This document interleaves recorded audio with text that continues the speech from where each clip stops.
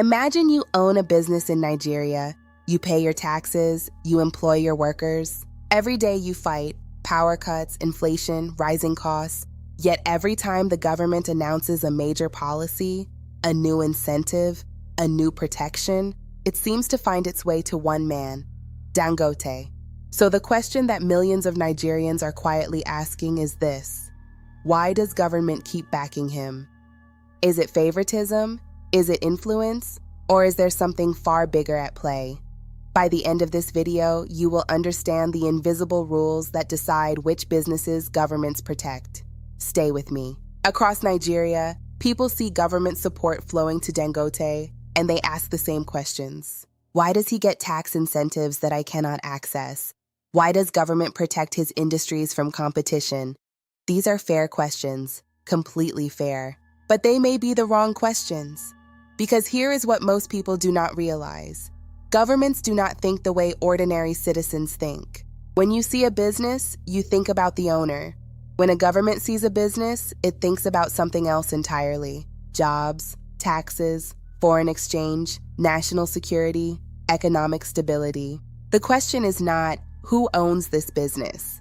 The question is, what problem does this business solve? Every government on earth has one core fear: dependence. If a country imports everything it consumes, it becomes fragile. Food, fuel, cement, fertilizer, steel. Every dollar spent on imports leaves the country. And when hundreds of millions of dollars leave every single day, the national currency weakens. The economy becomes vulnerable to shocks it cannot control. This is where businesses like Dangote's become critical. Not because governments love billionaires, because governments love production. A factory employing 5,000 workers solves problems no politician can solve with a speech. Production creates jobs, jobs create income, income creates taxes, taxes fund government, and suddenly, one factory is doing what an entire ministry cannot. One factory doing what an entire ministry cannot. Here is what most people miss. Dangote does not enter small industries. He enters the industries that governments consider strategic. These are not just profitable sectors, these are sectors that control the daily life of every single Nigerian.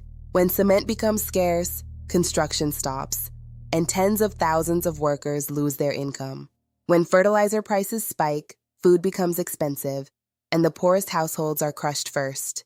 When fuel is imported at inflated prices, every business in the country pays more to operate.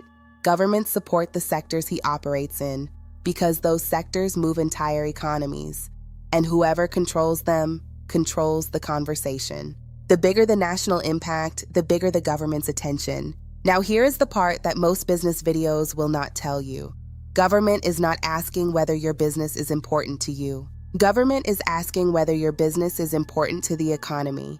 That is a completely different question, and the answer determines everything. The attention you get, the protection you receive, the policies that are written in your favor. One tree does not make a forest. Governments prioritize businesses that move entire forests. Businesses that create thousands of jobs, generate exports, strengthen national economic security. The lesson for every entrepreneur is to understand why governments pay attention to him, and ask a harder question about your own business. Are you building a tree, or are you building a forest? Whether you admire Dangote or question the system, one fact holds.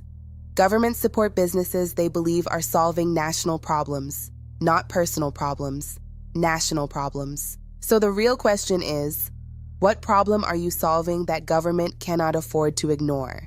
Because in every economy, in every era, attention follows impact, and impact follows value.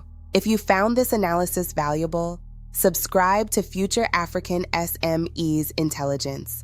We produce in-depth discussions on what it actually takes to build something that matters. Because the future belongs to those who understand how the game is really played. Subscribe, and we will see you in the next one.